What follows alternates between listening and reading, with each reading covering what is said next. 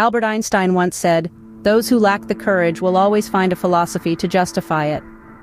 Welcome to another intriguing episode on next-gen AI and learning.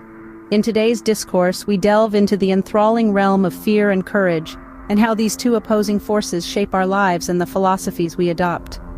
Courage, at its core, is the ability to confront fear, pain, danger, uncertainty, or intimidation. It's not the absence of fear, but rather the decision that something else is more important. It's a quality that allows us to face our fears head-on, to challenge ourselves, to step out of our comfort zones, and to embrace change. It's the driving force behind progress and innovation, the spark that ignites the fire of transformation. However, the lack of courage can often lead us to latch on to different philosophies that, rather than empowering us, serve as convenient excuses for our fear. These philosophies, while seemingly rational and comforting, often hold us back, stifling our growth and potential. Consider the person who never ventures outside their comfort zone, clinging onto the philosophy of safety and predictability, or the individual who constantly views themselves as a victim, using this as a reason to avoid taking responsibility for their actions, or the perfectionist, who fears making mistakes and thus never tries anything new, or the pessimist, who convinces themselves that failure is inevitable, thus never daring to dream. These are all philosophies born out of fear, out of a lack of courage. They are crutches that we lean on, justifications for our reluctance to face our fears and embrace the unknown. As we move forward, we will delve deeper into these philosophies and understand their roots. We'll uncover the hidden fears that fuel them and explore ways to overcome them. Because, at the end of the day, courage is not about being fearless. It's about acknowledging our fears and choosing to act despite them. First up, let's discuss the comfort zone philosophy. This philosophy, dear friends, is the invisible boundary that many of us set for ourselves, a self-imposed limit that keeps us nestled within the familiar and the safe. Think of it as a cozy blanket that shields us from the chilly winds of uncertainty and the unknown. Sounds comforting, right? But here's the catch. While it may keep us warm, it also keeps us stagnant. The comfort zone philosophy is not about physical safety or avoiding life-threatening risks. Rather, it's about staying in the realm of the known, sticking to the well-trodden path, and avoiding any form of discomfort that comes with venturing into the unknown. It's about choosing routine over novelty, predictability over uncertainty, and ease over challenge. But why do we do this? Why do we limit ourselves to the confines of our comfort zones? Well, the answer is simple. Fear. Fear of failure, fear of judgment, fear of the unknown. We'd rather stay in our comfort zones, where everything is predictable and under control, than face the discomfort that comes with stepping out of it. So, what happens when we live by the comfort zone philosophy? We stagnate, we stop growing, we stop learning, we stop challenging ourselves, we stop becoming better versions of ourselves. We become prisoners of our own comfort zones, trapped in a cycle of repetition and monotony. But here's the thing. Life begins at the end of our comfort zones. It's when we step out of our comfort zones that we truly start to grow, to learn, to evolve. It's when we embrace discomfort that we start to build resilience, to develop courage, to discover our true potential. The comfort zone philosophy, therefore, is not a philosophy of growth, but a philosophy of stagnation. It's a philosophy that justifies our lack of courage to venture into the unknown, to take risks, to face challenges head-on. The comfort zone may feel safe, but it often holds us back from reaching our true potential. So, let's step out of our comfort zones and embrace the discomfort that comes with growth. After all, comfort is overrated, isn't it? Next, we explore the victimhood philosophy. This is a mindset where individuals justify their lack of courage by pointing fingers at circumstances or other individuals. It's a philosophy that's akin to walking through life with a rearview mirror, constantly looking back, blaming past events or people for the present state. The victimhood philosophy is a dangerous territory. It's where personal responsibility is eroded and personal growth is hindered. It's like sailing on a ship where everyone else but you is at the helm. You become a passenger in your own life, entrusting your journey to the whims of the wind and the waves. When we adopt this philosophy, we relinquish control. We play the blame game, pointing fingers at our parents, our bosses, our friends, society, even the weather. We argue that it's not our fault we didn't take that chance, pursue that dream, make that change. We say, if only things were different, if only this person hadn't done that, if only I had been given a better chance. But here's the thing. Life isn't a series of if-onlys.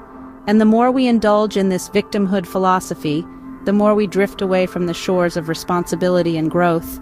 We build walls around ourselves not to keep danger out, but to keep ourselves in.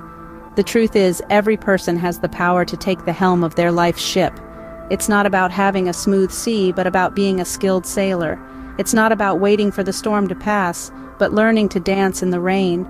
It's not about blaming the wind for blowing us off course, but adjusting our sails to reach our destination. And so we must shift our perspective. We must move from being victims of circumstances to being victors over them. We need to replace the if-onlys with I can, I will, I must. Taking responsibility for our actions is the first step towards growth and overcoming lack of courage.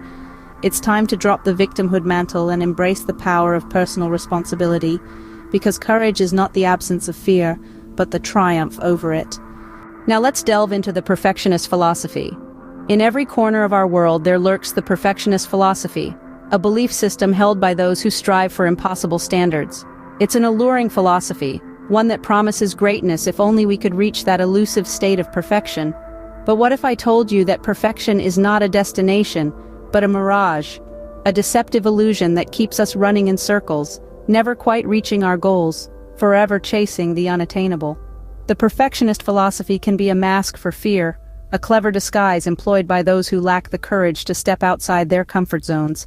It's a rationalization, a justification. I can't start until it's perfect, they say. I won't make a move until all the pieces fall into place.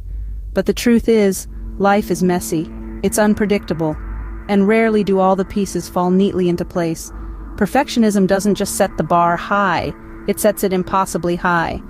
And when we're constantly striving for an impossible standard, we're setting ourselves up for constant disappointment. It's a self-defeating cycle that leads not to success, but to procrastination and inaction. Think about it.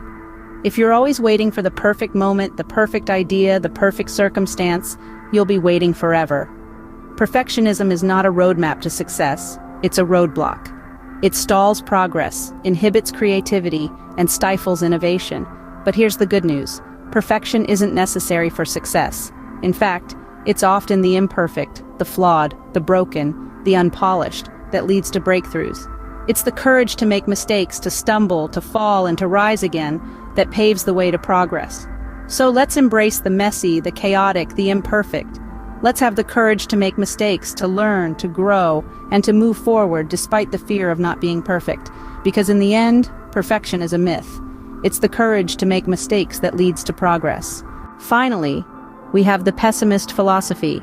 Deep within the pessimistic mindset, one finds a refuge in focusing on potential failures. This philosophy, while seemingly protective, can rob us of our courage. It feeds on our fears, amplifying the risks and overshadowing the possibilities of success. It's like a self-fulfilling prophecy that weaves a tale of defeat before the battle has even begun. This pessimist philosophy places an emphasis on the negative outcomes, paralyzing us from taking the leaps that could lead to our growth. It muffles our creative voices, leaving us in a state of constant what-ifs. What if we fail? What if it's not worth the risk? What if we lose everything? But let's pause for a moment and ask ourselves, what if we succeed? It's crucial to remember that every failure is a lesson, every misstep a chance to improve. The pessimist philosophy may seem safe, but it's a stifling cage. Remember, failure is not the opposite of success. It's a stepping stone towards success. So, we have explored different philosophies used to justify lack of courage. We've looked at the philosophy of fear, which holds us back from taking risks and stepping into the unknown. We've delved into the comfort zone philosophy, where we opt for safety and familiarity over novelty and challenge. We've examined the victimhood philosophy, where we blame circumstances for our inaction instead of taking charge. We've also looked at the perfectionist philosophy, where we procrastinate because we fear not being perfect. And finally, we've considered the pessimist philosophy, where we let negative thinking cloud our judgment. Each of these philosophies, in their own way, limit our courage. They keep us from stepping forward, from growing, and from truly living. It's time to question these philosophies. It's time to muster the courage to break free. Remember, the brave do not live forever, but the cautious do not live at all. Please don't forget to subscribe, like, and comment below. Check out the description for more resources. Until next time, keep learning and growing.